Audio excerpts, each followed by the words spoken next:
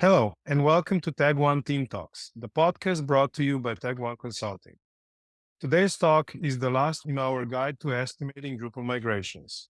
You're going to want to stick around because we'll finally answer the one question we hear more than any other, which is how much will my migration cost?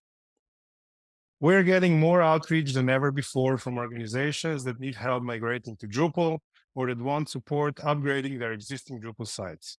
So we're doing a series of talks covering everything you need to know about Drupal migrations, from planning and estimating through to execution and delivery.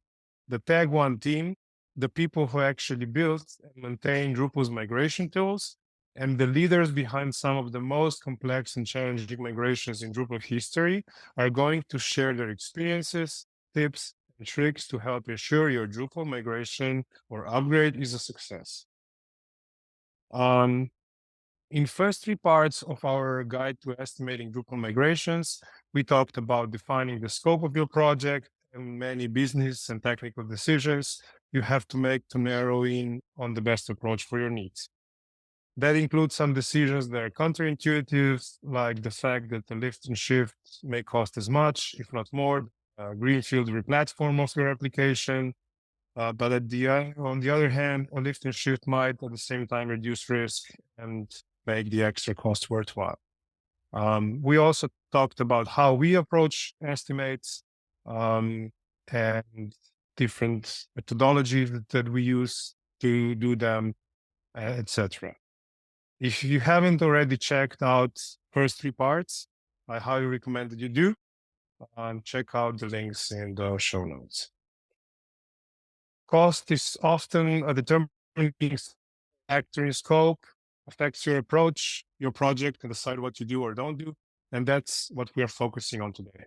How you go about estimating and how much a migration costs.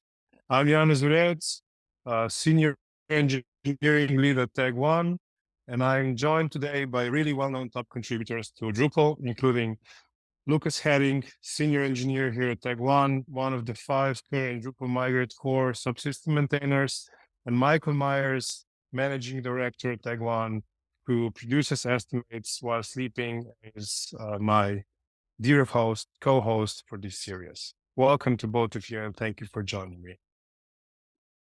And without further ado, this is our 4th episode in the estimating series. We promised, quote unquote, to tell our listeners that are tuning in how much a migration costs. And after explaining our approach, our methodologies that we use, I think it's finally time to bite into this question. So, Michael, what would you say? How much will a migration cost? You're making me feel like we produced clickbait here. No, we didn't. I did not. I hope. I mean, I think at least not intentionally. Sorry to interrupt you.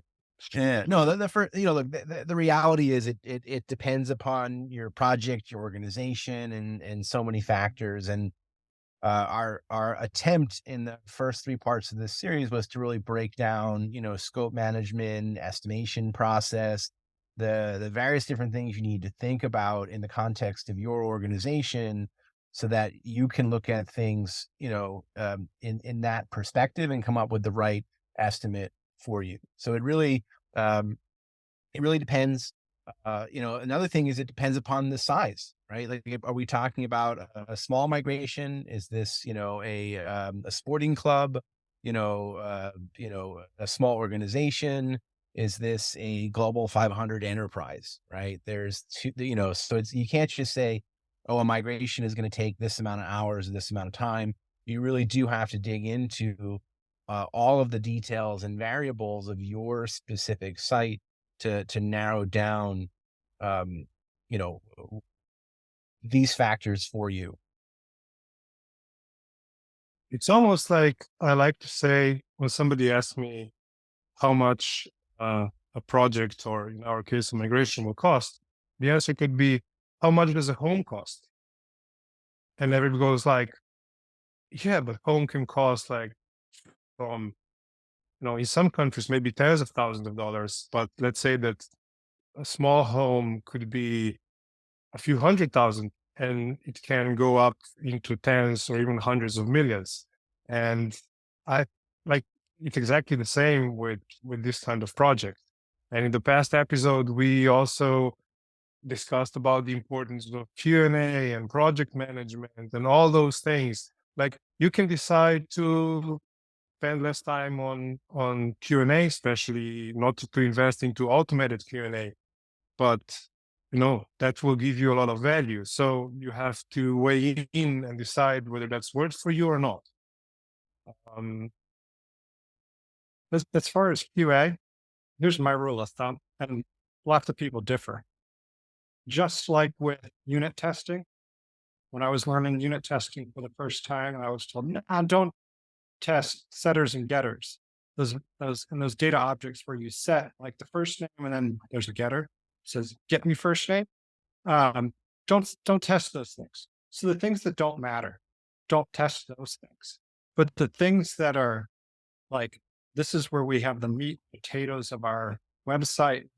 If it's a for-profit site, or if it's a site that you're hoping to get some benefit out of because it's a sales and a marketing site, whatever your purpose is, figure out what the really important things are on that site and focus your quality assurance on those things. So really focusing your time on the areas that are going to bring you the greatest value.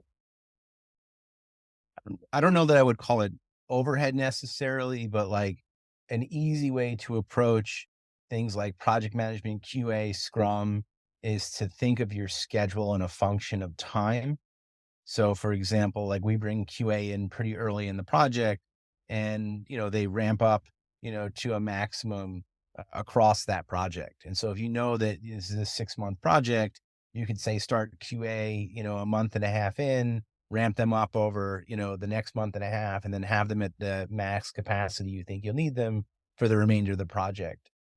Project management, Scrum are purely a factor of time, right? If your project is 3 months, you need less QA than if it's 4 months. Less PM time and less Scrum time than if it's, 4 months. And so you can make, if 40% of your estimate are these kinds of overhead components, those are relatively easy to calculate from a time function standpoint. You can take a big chunk out of your problem right there.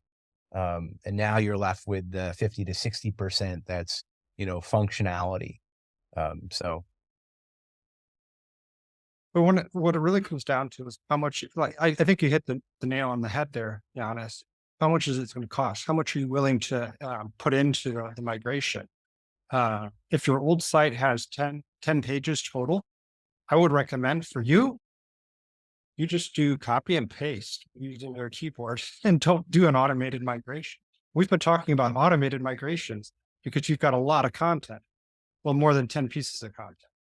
Or more than 200 pieces, whatever that line in the sand for you, where you really think that an automated migration makes the most sense. And I think that that's obvious. That's obvious what that line is. But you can start to count the amount of content, the number of pages, complexity of the site. You got to account for the fact that views don't get migrated. Those were so complex in the old site and so redone when you move to Drupal 10. Between Drupal 7 and Drupal 8, and then since then, Views was redone entirely. The data model for it is completely different, and Views is so dependent upon what custom modules you're using, or not custom, contrib modules that you've extended Views with. And then a lot of those contrib modules have gone away or been brought into Views itself, or totally reworked using Twig instead of previous. That there is no automated migration that made it into core. There's a couple of contrib modules out there that have sort of worked up some solutions, but in our original sort of meta issue on Drupal.org, are we going to migrate views? Because it's in core now. Are we going to migrate views? And that question keeps coming up. We just kind of go back to the original issue where we decided we're not going to provide a core upgrade path for views. And the reason at the time, and I think it's still proven to be true, is that if it's such a simple view that we can actually migrate it, probably could have rebuilt a view in about 5 minutes.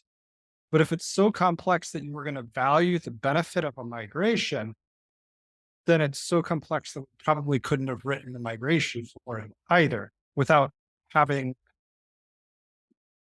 written the view again. Or it's just a. So how many views do you have? Is your site really dependent upon views? Are the views complex or simple? Are you do you have a lot of content types? Are there a lot of fields? Are you going to get? Do you have e-commerce? You're sort of using like the commerce version 1 and Kickstart, maybe even from Drupal 7, and now you got to move to commerce version 2 and 3. Do you have a lot of integrations, third-party wise? And then back to that custom code. How much of that is? If you're dealing with just pure data, and you've got 5 content types with 20 fields on each content type, and the normal 50 or so contrib modules, you're probably, for a pure data migration, you're probably looking at less than 500, maybe 1,000 hours. That's the high end, and it can go a lot less. You can go down to 50 to 100 hours if you're willing to cut corners here and there. If you're not rebuilding any of your content types, if you're not doing any Q&A, and you really start to pull it back to the bare bones, as you get closer to that really, really small number of hours on the estimation, your quality is definitely going to suffer. But if you need a number to start getting how much is this going to cost for pure data, it's not 10,000 hours. It's probably not more than 1,000 hours. And now you can start to budget this, and then you can, that custom code, figure out how much that's going to be. We've all done refactoring this before, so I'm going to leave that in the able hands of you, the listener, to figure out how much that's going to be. But if it's simple, it's going to be simple to recreate. If it's complex, it's going to be harder to recreate. And then you start taking those hours, and then you look at how many internal resources do I need to allocate if I'm doing it myself? Is it me? And I run my own site. So how long am I going to take to do this? Or am I hiring an agency like Tag1 to come in? Well, then you can kind of get a pretty good idea from what's their hourly rate. Are they doing time and materials? Are they going to do fixed bid? And you can kind of figure out whether or not you can figure out what the cost is going to come in at.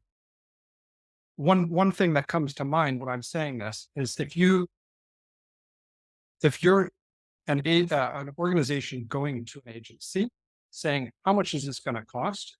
It might actually be in your benefit to know some of what we've been talking about over these last four sessions. Because if you have 2 agencies that come in and one says X amount and the other one comes in at Y, and it's massively smaller, you might start to ask some of the things like, well, did you account for Q&A? I've come into so many life-saving events of a migration before where the previous agency just didn't cut it because they forgot about so many things. And after 6 months, they're still not over the finish line, right? So even if you're not actually doing it because you needed it for yourself to figure out you might want to still pay attention here, because these things will help you on the receiving end of an estimate to know if they're going to come around and say, well, we're time and materials here. So we estimated at 500 hours and now it's going to cost 15. And here was and they end up being more expensive than the other guys that estimated at 1,200. Yeah, that's a really good point. And that's what do we see very often. And that's why it's really important to take into considerations all of this aspect that we talked about a lot in this series. And the point being, it's really hard to put like a general number because there are so many things that affect estimates.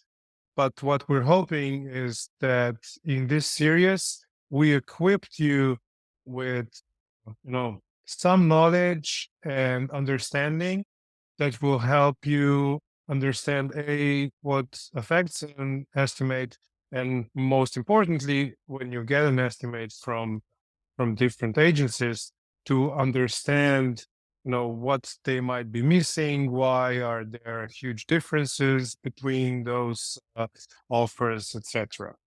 One thing that we didn't talk about that much, and I really want to cover it, are risks. Like, in every project, there are aspects that can cause the project to go sideways, and that usually reflects into higher cost, longer time frames, etc.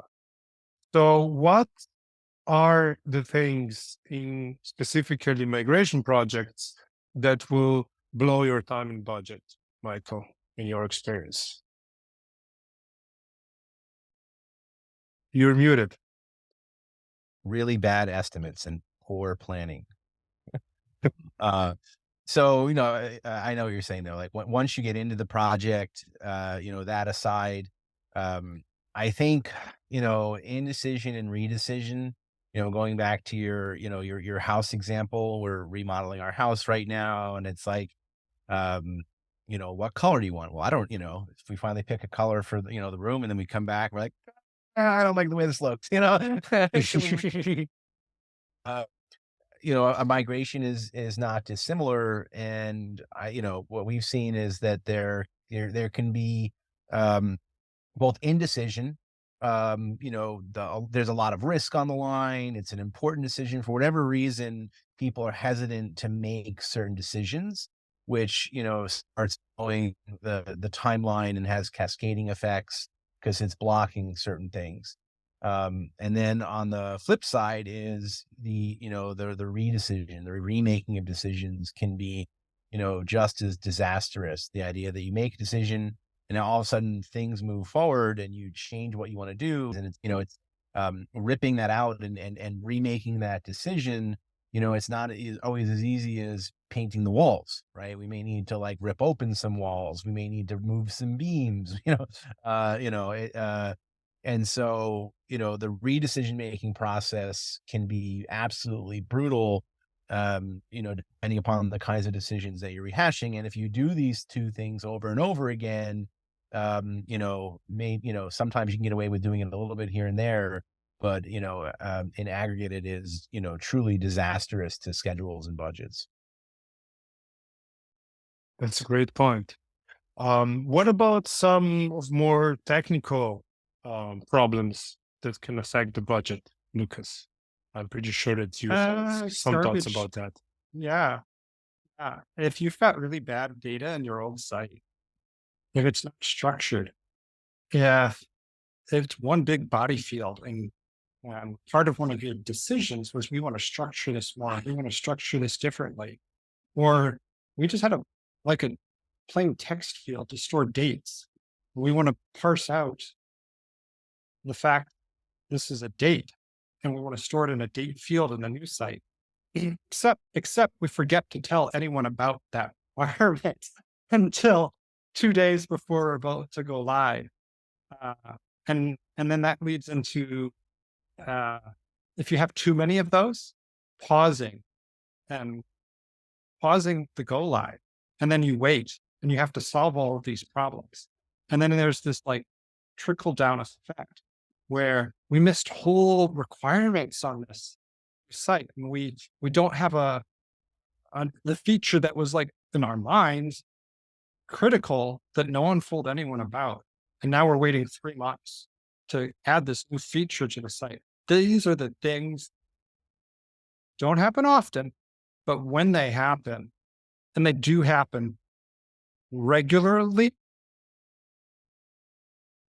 where they can just blow up your budget, where you were originally thinking it was going to be easy breezy, and now at the last minute you're making changes, or we really thought this was a really simple structured it was a big body field and we're just moving it into another big body field, but didn't realize that there were embeds in there that are not YouTube, but or so, and we didn't account for the fact that they still need to render as a video, but they're not one of the like the main. There's so many things that as you're dealing with the old data, the data is what makes it hard. Moving from left to right, from old to new. So if it's not easy, if the data is not structured, that can slowly inch up your budget. And then if you get to the end date and you've got a lot of stakeholders that have to give feedback and they didn't get involved early enough and they start looking at the new site and they say, whoa, this isn't what I expected. And then you start to wait. Waiting is really, really bad for a migration. And it's happened enough times now. I've got these horror stories in the back of my mind where we've had to wait for weeks and months to finally pull that trigger on go live. And the costs of Scrum and PM and keeping updates on a site that aren't live and hosting fees and on and on and on that are just trickling on for the project until you finally can go live, they can get really quite unmanageable. So plan out what's the MVP, that minimal viable thing that we can push live and stick to it. When you're estimating things, really get down into the data a little bit to see what is the quality of it. And then, manage when those things come up, manage them as risks, manage them as things that you might realize. And like Michael said, stick to your decisions. Reworking of a migration really can provide a lot of impact on that bottom line. It could very well happen that if you wait for too long, and let's say you've been building your migration on Drupal 9 and then Drupal 10 comes out, and if you wait for a very long time, Drupal 9 could become end of life before you went live. So now you have a migration, but you already have to update it before you go live if you want to be on a recent version. And we've definitely seen things like that happen.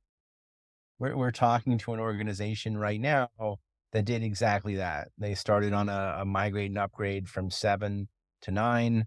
They kept deprioritizing the project. D10 came out. They kept deprioritizing the project. Developer left. So now, it's a tricky situation. I think managing risk and scope is a lot of what you were talking about there, Lucas, to some degree as well. Doing some exploratory work, checking into the data, doing investigation to sanity check your assumptions and make sure that you can proceed the way that you planned, adjusting as necessary and refactoring your schedule based on what you find. Having a really good product owner, can find a product owner for me. But like having a good product owner is critical to all of this. Setting and forcing decisions, getting that stakeholder buy-in, like you said, making sure you're engaging, folks across the organization throughout the process. I mean, that could be a topic in its own right. We did a big project for a top 10 Fortune 500, and that was critical to the success of the initiative. They were moving from other technologies to Drupal, a very widely used system that people either loved or hated, and their hope was to get more people to love it and foster more collaboration. And their approach to engaging people from day one through launch and post-launch had a huge impact on the success of the project. So really have to think about not just your budget but your success. I remember that effort, and they were critical to was those demos to the client every 2 weeks. Here's what we did. And the migration aspect, it was really just showing here's the data we've been able to go over. But then there's all the other pieces. Here's these new features and visual components that we built. Yeah, it's important. Figure out what works. Yeah, we did the traditional Scrum demo internally, and then we had an external stakeholder, like a much more polished, like demo, like a presentation every 2 weeks to, to people that were interested. And then the other thing I would say as far as risks go is, you're making a lot of changes to your application, or in some cases, you're building on a new technology. And we've come into a lot of migrations towards the end. We're working on one now where they rebuilt an old system. Again, this came from legacy technologies, not from like Drupal 7 to Drupal 10, but they rebuilt the system in Drupal. And while they had all the features and functionality they wanted, performance suffered greatly. They really killed performance. It wasn't, it was much worse than the original system. And they had other, compliance and other issues that were suffering as a result of the many things that you might change during a migration. And so that's something to account for as well. Don't leave things like performance and, say, compliance matters until the end. They're the kinds of things that you want to be monitoring throughout the entire development process and life cycle, so you can catch them and address them when they're much easier to handle. As Yeah, far that's as a really great point. performance during the actual migration of data, even at Tag1, we have like a tiering of migration experts and performance experts. And I have a couple of efforts where you guys pulled me in. And then we had these performance issues where the migration was running slow. And we had to really get down into the database layer to figure out why we were having deadlocks and how can we performance tune the SQL queries to get these things that were going to take days and weeks and months to run. Months is a bit of a stretch, but not too much because it was a large data set. And how do we get that performance? And I know we got a whole talk about it. Whenever you're managing risk on a project, that's a risk. If you've got a lot of data, is this migration going to happen in a timely way? The last thing I'll say, I know we got to wrap up. Just a shout out to, I think it was part 1 of this series, we talked about another organization we work with that, on the spectrum we talked about, on one end you have lift and shift, and the other you have like a complete greenfield replatform. There isn't necessarily truly a pure lift and shift when you're doing a platform migration, because a lot's going to have to change. But, they said, oh, we don't have access to the resources we need to do a redesign. Whether that's internal stakeholders to say, I like these colors and whatever, to the actual, designers and themers or whatever. And so they said, okay, we're going to take a more of a lift and shift approach, than we are a greenfield, even though we know it's going to cost us more later, because we want to manage our risk. We want to minimize the number of things that are changing. We want to, handle internal organizational issues. And so, to the degree that, sometimes it is a worthwhile investment, even if it costs a little bit more, to phase things out, or to do things after you launch, like all the data you talked about, Lucas, going from unstructured to structured. Maybe you don't need to do all of that in the initial migration. Maybe you can come back and do some of that later. Maybe you can. But these are the kinds of things that you should investigate and look into to manage your risk, especially with the actual data migration component, which can be really challenging, especially with things that involve stakeholders and third parties, or that just inherently have a lot of risk. These are the kinds of things you can evaluate and say, do I need to do this now? And do I have the confidence, and how do I get enough confidence to do them now if I need to? That's a very great point, Michael. Thank you. I would like to add on the performance aspect, not so much to the actual data migration performance, but general project performance. Here at Tag1, I do a lot of what we call performance audits, which is when our clients call us, they experience performance issues, and then they hire us to help them figure out the reasons and to solve the problems that they have. And a very common theme in those projects is that clients contact us way too late. Like, we've had clients contact us basically a week before they were supposed to go live, and their performance was, not good. So this is really something that would can also blow up your budget. And if you know that performance is important to you, you should think about it in advance. And we recently had a client that came to us and they said, look, we achieved quite good performance metrics, and we want to make sure that after the migration, we keep those, that we don't degrade. So that's why we suggested to do a kind of like a mini performance audit towards the end of the project to really make sure that everything is in order. And we also suggested to do regular load testing on the project that is being worked on. And these are the things that,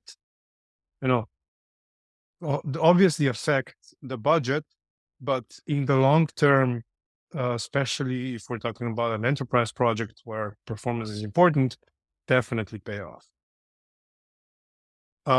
Before we wrap up, I would like to remind you that we have some great talks coming out soon.